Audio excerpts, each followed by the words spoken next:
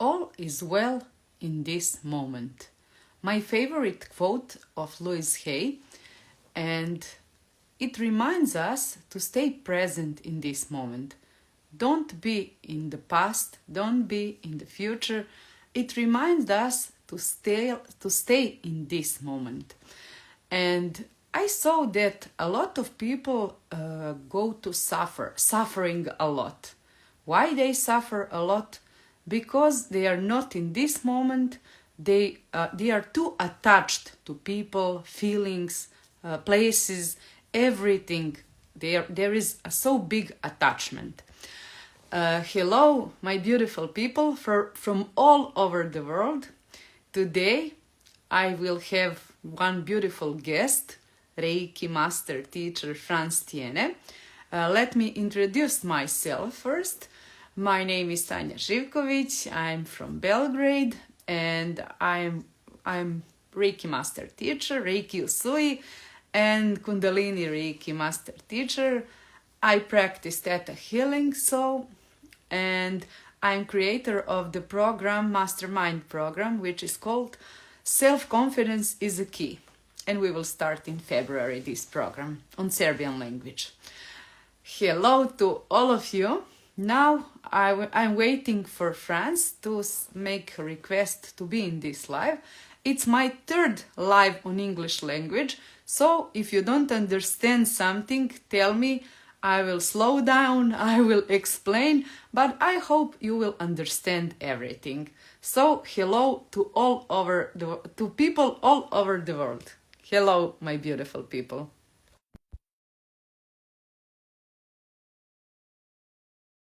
Request? I'm so excited and so happy. Oh, Hey, there he is. good morning. Hello. Good morning. How are you? I'm good, thank you. How are you? I'm beautiful. I'm so excited and I'm so happy because we will do on beautiful theme like letting go and how to detach from anything we hold on. And I think that this can help a lot of people to be happier, to be lighter in their lives. And so I want to welcome you and to thank you once again. You accepted my invitation to come, and we will talk through Reiki, how to letting go, and not only through Reiki. Reiki is one way of living and one way of helping each other. So what do you think about attachment in our life? Yeah, I think we have so many attachment to so many different things. Sometimes, you see even people, they are bent over like they carrying along all this stuff from, years and years and years ago. And then, or like carrying a bag and we drag it along and our footsteps becomes heavier, our life becomes heavier. In Japan, actually, there's a wonderful story what comes to mind. And there's these two monks, and they're walking along, and they walk through the mountains, and suddenly they hear a woman crying, and they go like, and it's this woman in a beautiful kimono, and said, "Oh, why are you crying? What's happening?" And she said, "Oh, I can't cross the river because the bridge is washed away, and if I wade through the water, then my beautiful kimono is destroyed. I need to go to a wedding." And so the one monk says, "Oh, don't worry, I carry you across."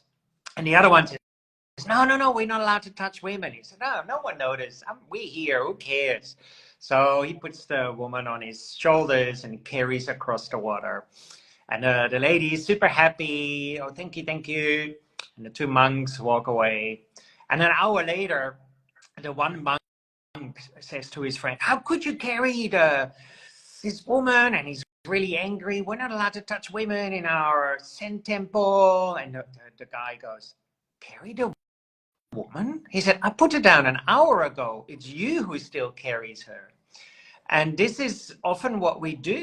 We carry things with us, what we should have put down years and years and years ago. And it doesn't mean to ignore what happened, you know, like in all our life, maybe something happened for something, some people really bad, some people some sad things, some people a certain attachment to a certain happy moment. But all of these things we should have actually put down years and years ago, so we don't carry them with us. And that doesn't mean that we cannot reflect on what happened, right? I think this is where people get a lot of confusion sometimes, that we get when people say, oh, don't look at the past. Of course we can reflect on it, but don't hold on to it. And this is what we do. Then the present moment is so caught up in the past that we actually can't live in the present anymore. Because then today, all we can do is, oh, I've been hurt 10 years ago. Someone did something bad to me 10 years ago, or someone said something 10 years ago, or so, etc. Or this happened, or I was in love 10 years ago and now I don't have it anymore. Also these kind of elements, where it's not only bad things, but also good things we attach ourselves to. And the more we do this, then we cannot live in the present moment because we're still so caught up in the past. So when we look at these attachments, the major attachment is, of course, to the past, but then also we have certain hopes for the future. These are also attachments, like, oh, I hope that in 2 years' time I'm a successful Reiki teacher, or I hope in next week this might happen. Then also we have a certain attachment. We have this hope. And hope for me is also a tricky one, because if we're very hopeful and we like this, we hold on to the hope a lot, and then whatever we hope for is not manifesting, then of course we get angry again, then we get worried, then we get fearful. So yeah, attachments, ultimately we need to completely let go. We must learn how to let go. Everybody talks about letting go, don't really release that, put that away, but a lot of people talk about how to let go. What would you recommend? I mean, this is a tricky part, right? Because if I have this is a little stick for my thing, and I go like, okay, let go. It's easy. We go like this. Yes. Right? It's very easy, let go. And so in a way we could try to let go like this of certain circumstances, but we all know it goes more like this. Yes. Then we go, And no, it's sticky, and it's very sticky. it's very, very sticky. And then I think we also have an issue that sometimes when we do meditation, or as you say, with Reiki or meditation or healing or yoga, and we do these practices, it's like, oh, I felt something leaving me. I felt something go. And then I wonder what it was. And then we bring it back again instead of letting it actually completely go. So it's really important also that when we feel these things coming up and we feel these things letting go, then don't try to analyze what has left. There's no need to. So the best way to go ultimately about it is try to stay in the present moment as much as we can, because then we're not constantly watering the past. So the more I water the past, the more I keep focusing on the past, then that becomes my habitual pattern. And when that becomes my habitual pattern, then I wake up already and I go, oh yeah, last month or last year or 10 years ago, because that's what I'm planting. So I always see it as, what am I planting? Am I planting worry? Am I planting anger? Anger, of course, also is always to the past, what happened 1 second ago or 10 years ago. So if I plant anger, then, or I plant the past, then I can plant it. The fruit might come tomorrow or next week or next year. So I always say, if I plant apple seeds I don't get bananas. If I plant a pineapple seed, I don't get apples. So it's very simple. So the more we plant being in the present moment, then already we're softening an attachment to the past. But if I keep focusing constantly on what happened to the past, then that will only increase because I keep watering the past. What we water, it grows.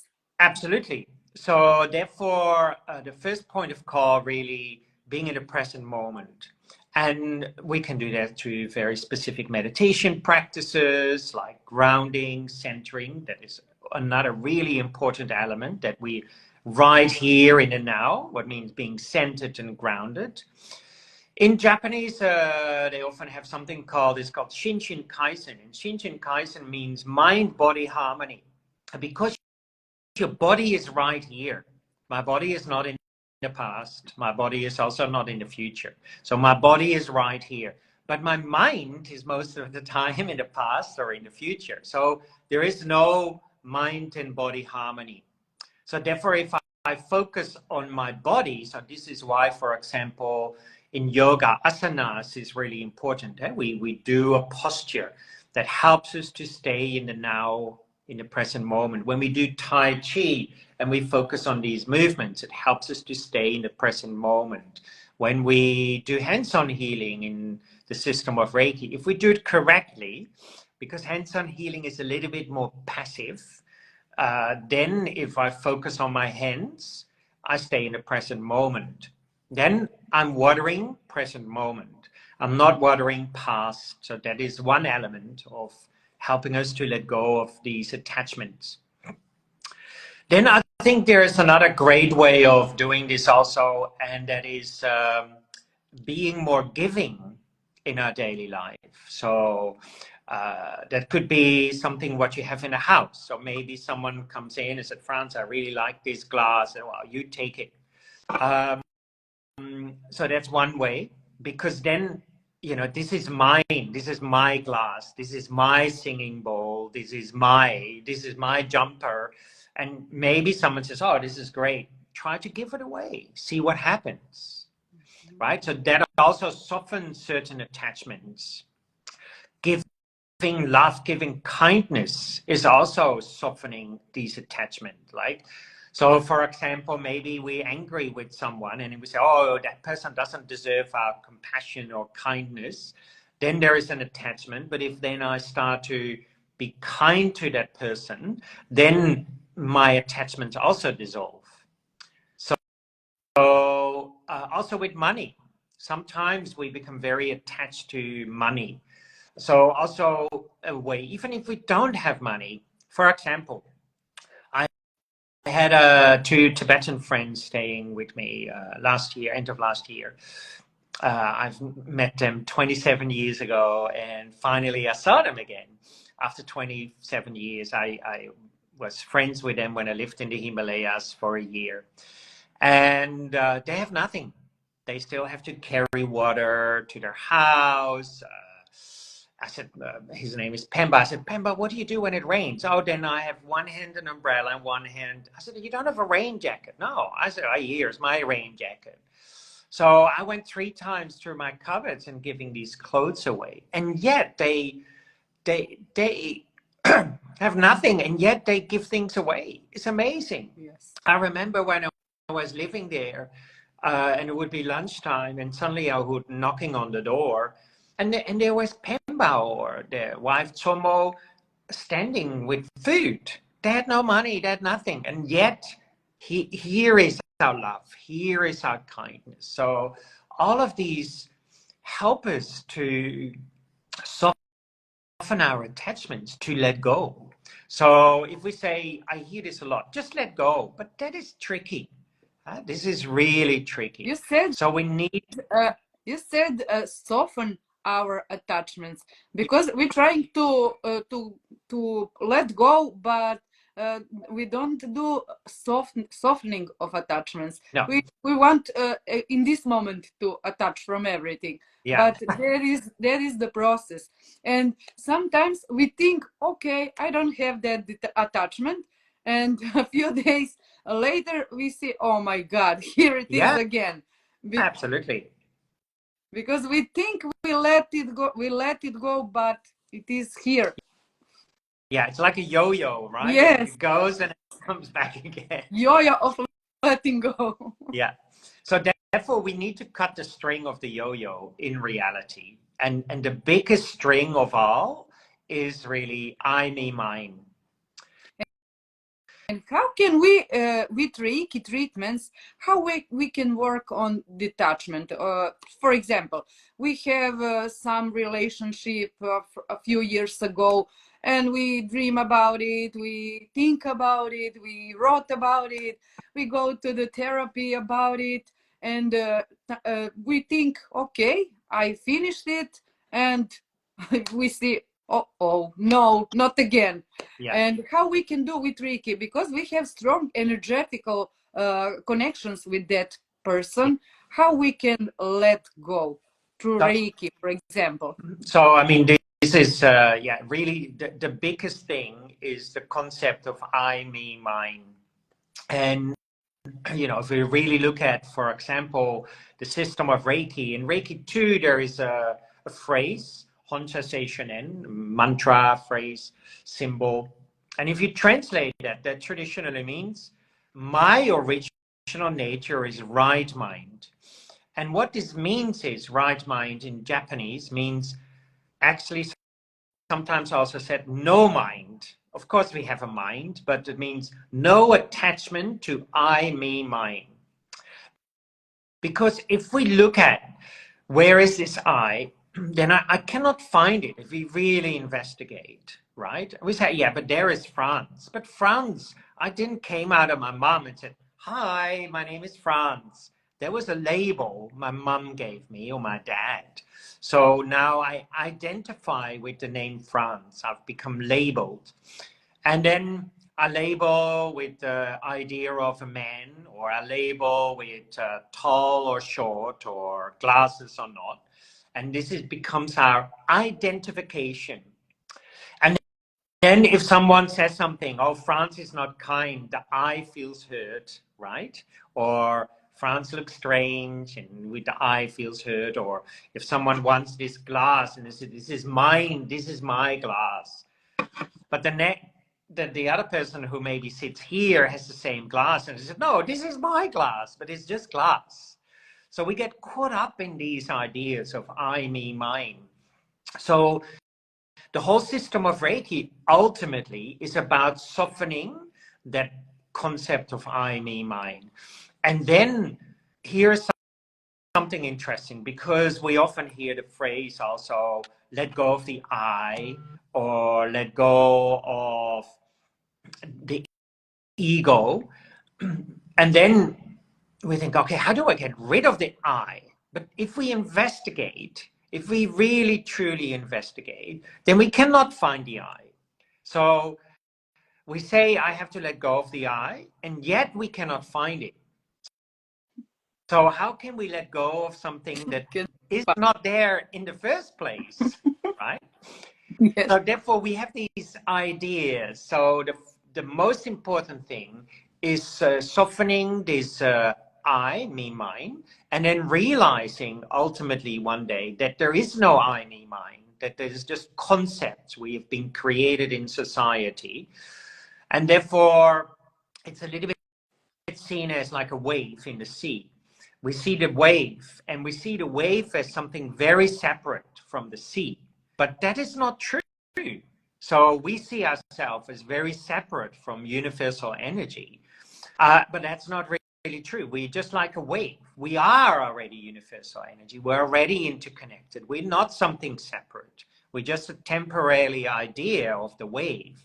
And then the more we start to realize this, then we go, oh, there actually is no I, me, mine. Then we start to feel very, very spacious. And when we feel very spacious, and with this, I mean not spaced out, right? That's something very different, but very spacious in a very grounded, centered way. Then automatically, these attachments we have softened. So I see it a bit like this. Normally, our mind is very narrow. I like this. And then something happened, and something happened in the past, and then something more happened, and now I'm all caught up, right? So now if something else happens, I get depressed, I've got a burnout because I cannot put any more in it. But now imagine that I start to practice and I start to feel more and more expanded. I feel more and more open. So now I cannot show it to you, but imagine that now instead of open like this, it's open like my living room. And then I put these three things on the floor in my living room. Then they don't look that big anymore, right? They are softened. And now I can actually put more in my living room. Now imagine that with practice, I start to realize I cannot find the beginning and end of my mind, right? I go like, where's the beginning and end of my mind? I cannot find it. So it means my mind is as wide open as the universe. No beginning, no end. Now, if I throw this in the universe and this, it's exactly still the same issue. This hasn't shrunk in size. But now because my mind is so open, these three issues are just like this. Fantastic explanation. So my whole body reacted on your words, on this truth you shared with us. So thank you for this beautiful explanation. And I know when I was on your 11 days meditation program, each night we had meditation, and we learned how to spread ourselves, to be the part of the everything. And when we change the view, we look on the world is changing completely. absolutely. And I know before Reiki, sometimes I wrote the quote on Instagram, on Facebook, oh, we are all connected, we are all one, but I didn't feel that at all. I just put it like a good quote on Instagram. After Reiki, after I came to Reiki, sometimes when I work Reiki healing, when I talk about Reiki, I felt that, but sometimes. On second level of Reiki, I feel that more. On the master level of Reiki, and when I received the great bright light of Reiki and Daikomyo symbol, I felt that. And I can't explain how much love, how much understanding, how much compassion I felt. And I had in my life, of course, troubles, people who are not good to me, a lot of issues, of course. Yeah. And I was angry in sometimes, but that anger can't longs about 1 or 2 hours on 1 or 2 days. Yeah. And a lot of people ask me how you forgive that, how you forget that, you can't forgive that, you must be angry at that person. How I didn't know how to explain. I didn't have anger at all. The next day I wake up, there is only a love, only understanding. Of course, I didn't put that like how to say. I didn't look through the pink glasses. I saw that people what they did to me, but I didn't have anger. How you can explain that? What that happened? Because we can't hold on that anger, detachment of anger, detachment of all bad emotions. Not I see them, I feel them, but it is so fast, and it goes off me. You don't have to hold on to it. I mean, this is what we do ourselves. We hold on to this anger and this frustration. Actually, I see someone I know who just is watching live. So her name is Eva, and she's a DJ as well, but she does dancing. Like when you dance, I went dancing the other day. I love dancing, and it's the same thing when we dance, when we move in that space, when we feel less restricted, we feel more open. right? And so sometimes dancing, we forget about the self. We forget about I. When we really into that moment, we hear the music, we're really present in that space. And then for that time, we can really let go, right? We can really let go of that anger, that frustration, the attachments, and we feel free. So if we can bring that feeling into our daily life, then I always say, then we can dance through daily life. We can dance through town. Of course, we don't have to go like this. Of course, we could. Like Michael We Jackson. could. But yeah, it's like these experiences we can have is really important that we start to work with this open-mindedness, right? And this open-mindedness is really essential to letting go. So that spaciousness within ourselves. And for example, I do this sometimes in a class. This is a trick question, and it's a trick exercise. So I grabbed this little thing because I always have this with me, and I give it to a student, and I said, "Can you pinpoint? Yeah, can you put the pin on my hand?" And I stick up my hand, and I go like, "Oh, here." And I said, "No, this is my palm." Then you go, "Oh, this? No, that's my thumb." I said, "You cannot pinpoint the hand because the hand is a construct of all different things." And then if I say, "Okay, can you pinpoint then my thumb?" I said, "No, that's my nail. No, this is my joint." So we can go more and more into this. Then we cannot pinpoint Frans. If I cannot pinpoint Frans, then who is there to get angry? Who is there to get worried? Where is this Frans? So within the system of Reiki, we see, this is the precepts in Japanese, we see a phrase, do not anger and do not worry. And actually what it's ultimately saying is, if there is no I, of course, there's still a physical Frans, but if Frans has let go of the I, then there is no I who gets angry. There's no I who is worried. Then we can be really, really free. So ultimately, yoga was a practice for self-awakening, not for flexibility and doing acrobatics. The system of Reiki was not just for hands-on healing, but for self-awakening. Tai Chi is not just for doing these beautiful movements and post them on Instagram, but was for self-awakening. So when we waken up from this self, then we realize, oh, my mind has no beginning and end. I mean, this body has a beginning and end, but my mind has no beginning and end. And then I like the Zen teacher, Senryu Suzuki, and he said something what I use a lot for myself, and I love it. It's so bloody simple. I love these simple teachings, and it's like this: you leave the front door open and the back door open, and a thought comes in or an issue, and then it comes in through the front door and it goes out through the back door, and then in the middle, don't serve it tea. So normally what we do is the thought comes in through the front door, then we grab it, we serve it tea. Well, sometimes we serve it tea the whole day long and the whole night long. And all then the meals. Also, a whole banquet, we actually hammer it in the floor. All So inclusive. it comes in and then it comes out. So if we have these thoughts about the past, and we can look at it, we have a certain distance from the thought.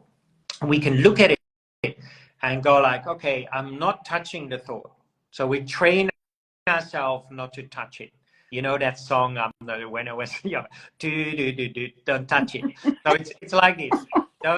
Don't touch the thought. So the way not to touch the thought is to focus on a mantra or focus on a symbol or focus on your hands or focus on your breathing or focus on a posture. So then we train ourselves not to touch the thought. Then we create a certain distance, and then I can see, oh, this thought about last month about this person comes in again. Don't touch it. Then it can automatically disappear. And when we train ourselves like that, then it's really becomes easier. We have to keep training like that because our habitual pattern is to constantly grab these thoughts, right? We've been trained from young upon already to grab these thoughts. So now we have to retrain ourselves again. And when Uh, we last day, last day I was on some kind of training with one Reiki teacher, and he gave us one exercise. We had exercise to sing and to speak on some language we don't understand. Something, for example, I don't know Japanese language, and to sing a song on Japanese, like it says, "Hello, pignigole, pictolda, to to sing or to spoke on another language we don't know, because we don't know meaning of anything, no, and that is not meaning anything. Like mantras we spoke and we don't know what it says about in that mantra. For example, we didn't saw the meaning of that mantra. And 1 minute we have exercise to only to speak that words without we know what that means. And after that 1 minute, we have to breathe in, breathe out, breathe in, breathe out. And we felt such a release, such a empty head for 1 minute. yeah, Because you're only focused and that words comes, you don't even know, you don't know what you will say next. And for that 1 minute, and it is so much, like the time is so longer, only 1 minute without attachment, because we don't know what we are singing, what we are speaking. And that was so beautiful experience to learn to train ourselves to not attach. yeah. And we must train that for things we know what they means, but don't attach to them. It's harder when we know, okay, it hurts me, I'm angry at him. It's not so that easy, but as you said, we must learn, we must train that. Well, absolutely. And we can do that through many ways. And I said before, the dancing, for example, is the same thing. Or maybe we play guitar and we really focus. So when we really focused on that playing the guitar, then again, we're not distracted by the past or the future. And therefore, we train ourselves to be really right here at this present moment in time. But we have to do this again and again and again, because as soon as we finish the dancing or the chanting a mantra or playing the guitar and being really focused, we get distracted again. So therefore, really making sure that even in the daily life, besides the practices we do, so our life is 24 hours a day. In the night, when we sleep, we're super distracted because we think about these dreams. I had some strange dreams last night. I was super distracted in my dreams, right? So then if I wake up and I get caught up in my dream state, then I'm also distracted. So if I can do half an hour really focused practice on a mantra or precepts or chanting or guitar playing or dancing or whatever we do, then that is great. But that's only half an hour of the 24 hours a day. So if during my day, I can also incorporate this being more present, and that is actually, we can train ourselves in that. Maybe we go to a cafe and instead of when I'm waiting for a coffee or drink my coffee, I think about yesterday. Well, instead of really focus on your coffee, really focus on what you're drinking, what you're doing right now, or when you're talking to someone, instead of having your phone there or next to you or constantly being distracted by other things. Really focus on that person. it's When uh, it's hard to focus on one thing. yeah, I wrote in some book yesterday. It says in this moment, it's not successful people who knows a lot, who have beautiful skills, who are trained well, who have beautiful education. The successful is someone who can focus, Yeah. because focus is so hard to train these days, because we have so much distractions. So what you can recommend to how we can better our focus in our daily life? Yeah, so it has to be integrated into our daily life, because half an hour practice or an hour practice ultimately is not enough. And so the more we actually tap into our bright light, the quality of this bright light, your true nature, is actually focus, because it's so wide open that when something comes in, we don't get distracted. Normally we feel very narrow-minded. We feel this is I, me, mine, very narrow-minded. So something comes in and something sticks straight away. You did that to me. There's a great book by a Buddhist teacher, and the title is No Self, No Problem. I love it. So therefore, train yourself in the day to be more open-minded. Therefore, very important to do deep breathing. When we breathe up here, we in this very shallow breath. And then therefore we see in all these meditation practices, deep breathing. And if you look at a little baby, the baby breathes very deeply, and then the baby grows up. And then what happens is we start to breathe more and more and more shallow. The more shallow, we are in a fight and flight mode all the time.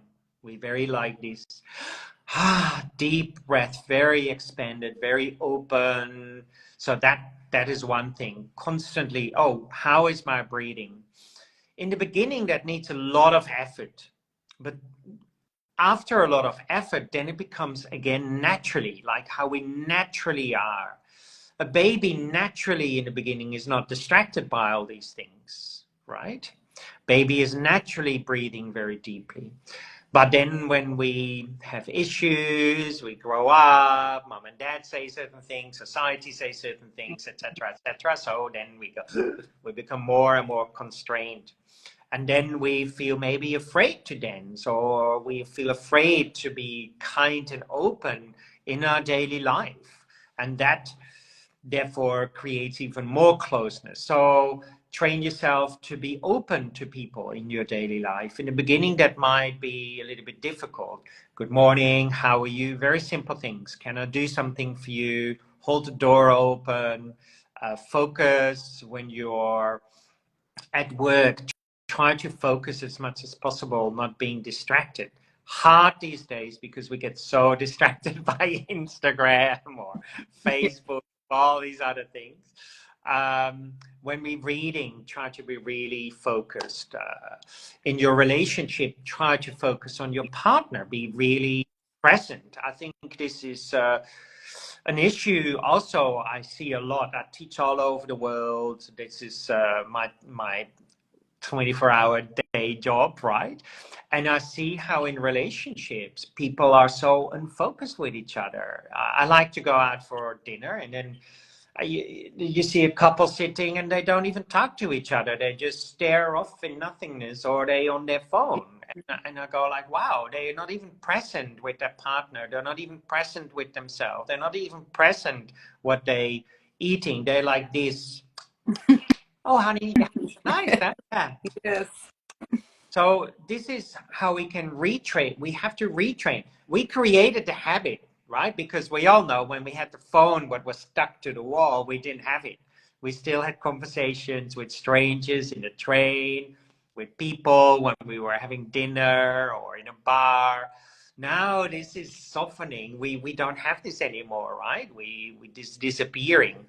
So if we can train ourselves to really hold on very tightly to I, me, mine, then we can also train ourselves to the opposite. If I can make a habitual pattern of constantly focusing on the past and on these attachments, and constantly focusing on the future and hopes, then I can also train myself to stay really present. So if I can go one way with my mind, I can also do the other way. If we say that's impossible, that is not true, because my mind traditionally comes into the world very clear, very open.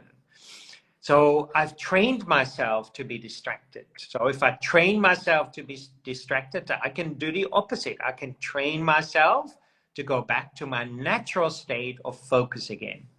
And no, So many, so many social media applications, so many Instagram, Facebook, TikTok, but a lot of a less deep connections within partners, within families, within friends, because of all that distractions we have.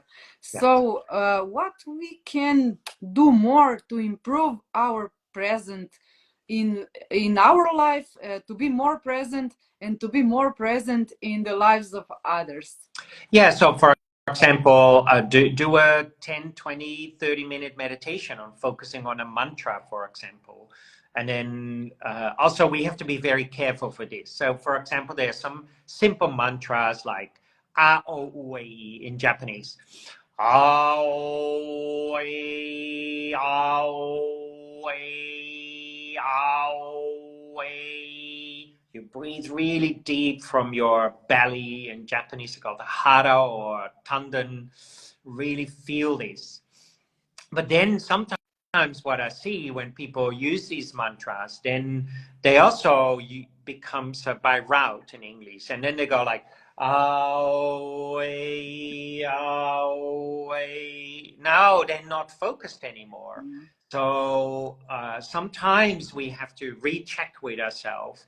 Am I still doing the practice, my asana, my breathing, my chanting, my hands-on healing in a focused way? In traditional Asian teachings, this is called samatha. Samatha practice, focus concentration practices. And only when I'm really, really focused, then I can start to see things clearly. And I use a little bit often this example. Say, I drank it up, but say there is water in this, and in the bottom is mud. We all have some mud from the past, right? Our stuff. So if I shake this glass with water and the mud, then the mud comes to the surface, right? So this is what we normally do because we cannot still our mind. We go past, present, future, analyze today. Our mind Of goes course. like this. So it keeps up stirring past stuff. But if I let it sit by itself, focused, so if I'm not distracted, constantly thinking, then the mud will settle by itself. Then I have less attachments because that mud is settled. Then I can also start to see very clearly through the glass, right? Yes. What do I see clearly? Then I see clearly that there is no I, me, mine, that is an illusion. But our mind often that mud again is rising. Our mind always brings us some kind of worry, some Yeah. kind of thought, some kind of attachment of the past, and about the future. A lot of people have goals which made them attachment, because everybody says you must to have goals. If you don't have goals, you don't have life. You are not you will not succeed in your life. And what do you said about attachment to goals?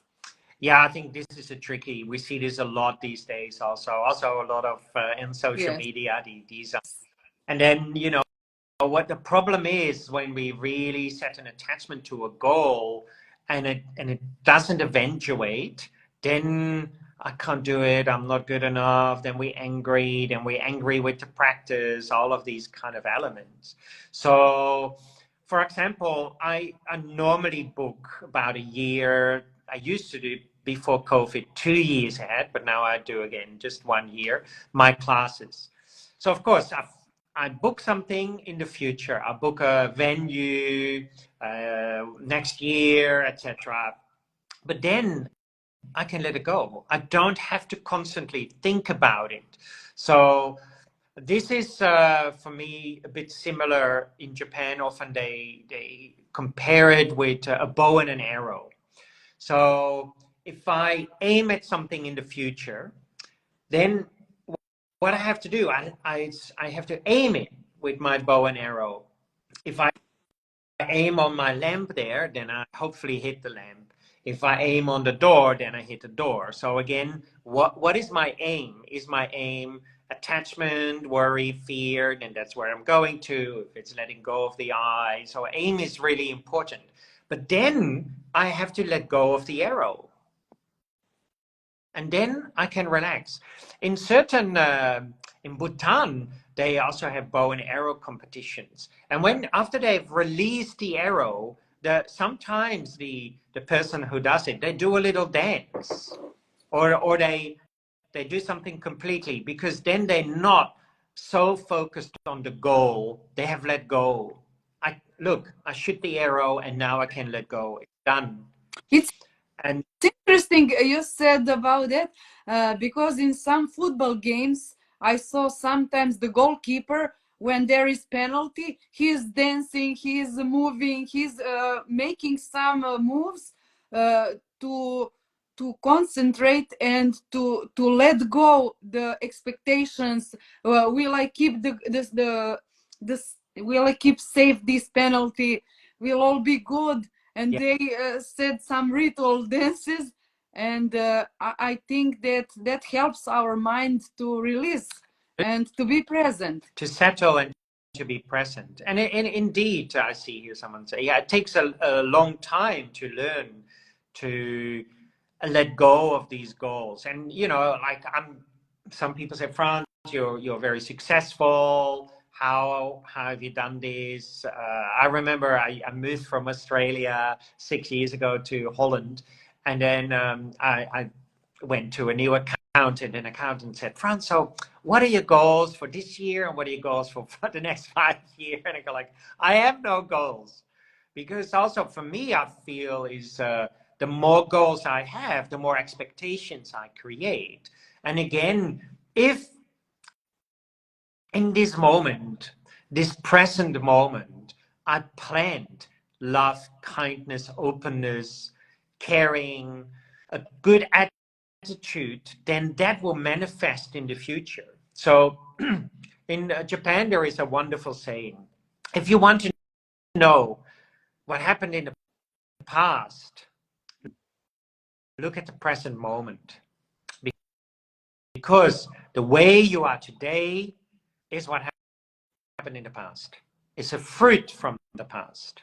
So if I have a lot of anxiety and fear, etc., then in the past I've planted fear and anxiety and worry. If you want to know about the future, you don't have to go to the future. Look at what you're planting today. Wow. Because what you're planting today will manifest in the future. So therefore, again, being in the present moment is the most important element.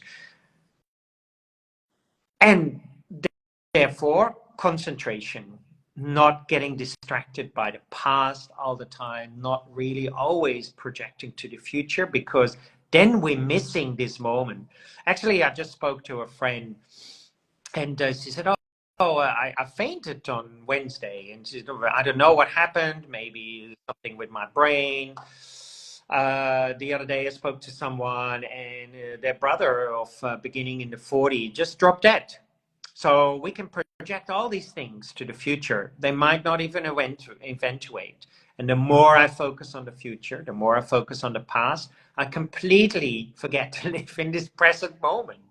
And if I don't know how to live in the present moment, then where is this joy? Where is this playfulness? Where is this openness? So constantly I'm planting worry, frustration, anxiety, fear, you name it. And then I hopefully expect to, in 2 months' time, to feel good. But that's impossible, because today you're planting a lot of shit. So therefore, better to plant focus, kindness, openness, dancing, even if life is not so good. So I spoke about my Tibetan friend, who visited me. She has rheumatoid arthritis already for 30 years. She can hardly walk. She has to be dressed. She has to be taken to the bathroom. She has to be showered, all of these things, right? Her joy, man, unbelievable. It's like, and often she needs to have steroid injections because else there's a lot of pain. We went to Amsterdam. We walked for 20,000 steps. And she said, Frans, it's just a state of mind. I enjoy every single step. I look at things and you can see it. They see you walk like this. Oh, look at that beautiful. Oh, look at the beautiful cloud. Oh, look at this beautiful flower. Oh, look at this constant. There's something beautiful. We have a choice. She could also say, oh, I'm painful. Oh, look at these people are more healthier than me. Oh, they can walk and I can't walk like this, right? And so this is really important that we shift our focus. So it's very cloudy here. I have a big window. It's very cloudy. I cannot see the sun. But it doesn't mean the sun is not there. The sun is there. There's not someone who switched off the sun. The sun is there. So we have a choice. We can make the choice and constantly focus on the clouds of worry and anger and past and people did this to me and you did that to me and that happened 10 years ago. Or we can look at the beautiful, open, bright sky. What is behind the clouds? It's always there. We have the choice, and no one else can do this choice for ourselves. We have to make this choice and say, hey, this is what I should focus on. So if I wake up in the morning and I already start to concentrate on these clouds. Oh, last week this happened, or 10 years this happened. Don't expect that your day is going to be beautiful. But if you wake up in the morning and look past the clouds and say, hey, there is the sun, there is that luminosity, there is the spaciousness. It's already there. Sometimes we don't see it. Like now, I cannot see the sun, but it doesn't mean it's not there. Sometimes we cannot see our inner joy, our inner light, our inner luminosity, our inner love. Doesn't mean it's not there. It's just that it is obscured by our clouds of I, me, mine, our worry, our anger, the past, the future. So change it. Slowly, slowly, slowly. Oh, Can forgiveness help us of course. to be more detached? And how we can practice more forgiveness? How we can be more humble? How we can be more full of love? How can we go faster through life and forgive all the people, all the things that happens to us? Yeah, I think this comes back again to train yourself already with the idea of loving. Be kind to people. Just be kind. If we have to make a choice, just be kind. How are you? Give them a hug, say good morning, buy them a little present, open the door. It sounds really simple, but already by doing this, we already start to feel more forgiving to others. First of all, also to ourselves. Most important is first yourself. First, forgive yourself for whatever that we all have made mistakes. Don't have regret. We all have made mistakes. So forgive yourself. Let go of that. Then if we forgive ourselves, then automatically becomes easier to forgive other people. But we get so caught up in that. And therefore, also love for yourself. Be kind to yourself. Take the time out to relax. Take the time out. Do something nice for yourself.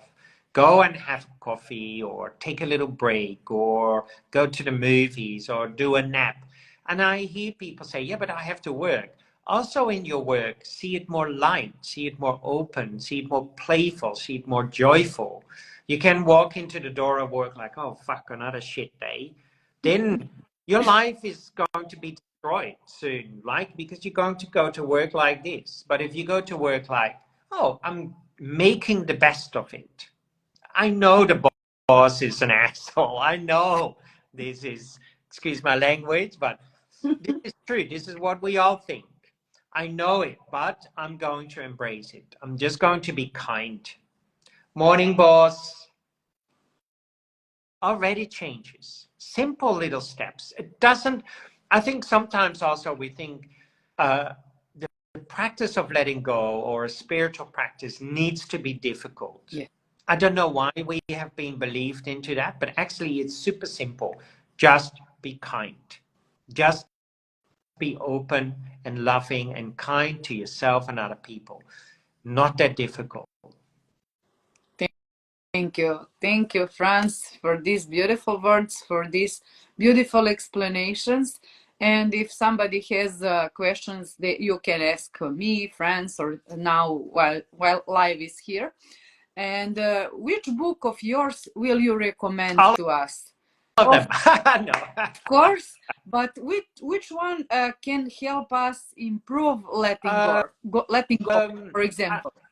I think I wrote some Reiki books. So The Way of Reiki, my latest book, I think some also great exercises in it. So that's really good. It just came out 2 days ago in French, and it will come out in Dutch in April. It's out in English. So that's a good book. Congratulations.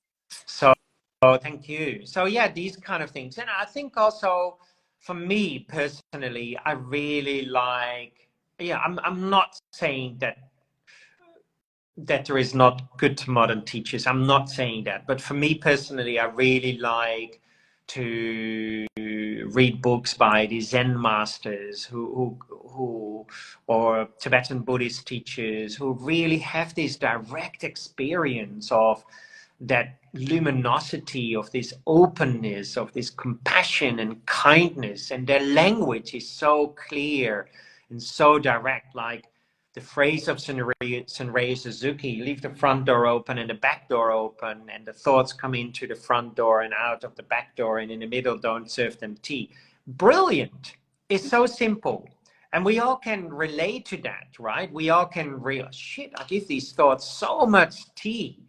So, yeah, those kind of teachings, I think the essence of these teachings are very, very simple. If it's complicated, then I'm not sure.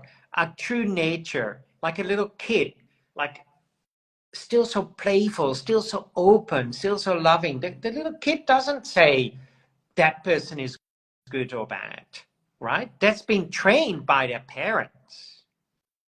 Yes. Right? So, but the little kid itself is very open, very joyful, very playful. So I like that when we see those masters, you know, these Tibetan or shamans or Zen masters, there's a joy, there is a lightness, there's an openness where I think, yes, this is it. Sometimes also we become too serious in a spiritual practice, and now we all have to be and we all have to let go. And I think this is not life. That is definitely Yes. not life. This is, you cannot sustain this 24 hours a day. You go mad. So bring light in your life, right? This is the word Christ traditionally meant light. In Tibetan Buddhism, they use the word light. In Zen, they use the word light. In shamanism, they use the word light. Why? Because we're going to be light-hearted. Light, also nothing sticks to light. We cannot stick anything to light. Wow. Right? So this is why all these spiritual traditions, no matter which tradition you look at, there is somewhere the word light in it. Why? Because nothing sticks to light. Try a piece of paper with glue, the best glue in the world, and try to stick it to light. It doesn't stick. So the more we feel light, the more we feel this inner luminosity, then no attachment because nothing sticks. I think this is the most valuable things, most valuable thing we taught today. And thank you for sharing this. And it's 11 o'clock. We can finish live very soon. And sometimes I feel that, not sometimes, every master is so simple, Yeah. so light, like you said. So I can't explain that. There is no complications. There is so flow. how we can train more flow, to be more lighter, to have more flow in our life. Flow in life, I think this is most important to improve us, to have flow in our life. Yeah, I think this is breathing, for example, in Japan is called kokyo, breathing practice. And kokyo also sometimes in the more esoteric ways means round, right? When we feel more rounded, then we can roll through life like this. Mm-hmm. So therefore, when we do the deep breathing, this is why the deep breathing is so important. Meditation practices with deep breathing, really deep into your belly breathing. Even these days, you can Google deep belly breathing, universities, and you get lots of research from universities all over the world why deep breathing is so important, belly breathing. So those are things, when we feel that, then we can roll through life, right? Like a crystal, beautiful ball, but just keeps rolling. It doesn't stop. But if we feel really this, like this, then we cannot roll through life. We cannot flow. Also, with the system of Reiki, when we practice, we often feel heat. Well, we're made of 70% of water, or maybe a bit less or more, depending. Normally, we are like a frozen ice cube, right? Yes. I, me, mine. This is I. We got two frozen ice cubes. We go like this. We constantly fight with each other. But if that one ice cube melts, already less problem. Wow. If the other ice cube melts, then we realize we're already like this. No problem at all. So how do we melt? With heat, right? And this is why when we practice hands-on healing, we feel the heat. When we practice yoga and we stimulate the body movement, we feel heat. When we do Tai Chi, we feel heat. What else is heat? Love, the warmth of love. This melt of frozenness. When we melt this frozenness, then less this, more like this. Then we can flow. So again, back to love and kindness. More heat in our life is needed. More love Yeah. is all we need, and more kindness. So, Frans, thank you for everything you shared today. Thank you for everything. You can say something if you want for the ending of this live. Thank you. Well, thank you, Tanja, for inviting me and doing this. Always great. And yeah, just be kind. It's actually super simple. Try to be as kind as possible to your fellow human beings, to the plants, to the animals, to the world, to anything. Just be kind. Thank you, everybody, and see you next time. Thank you for everything. Bye. See you.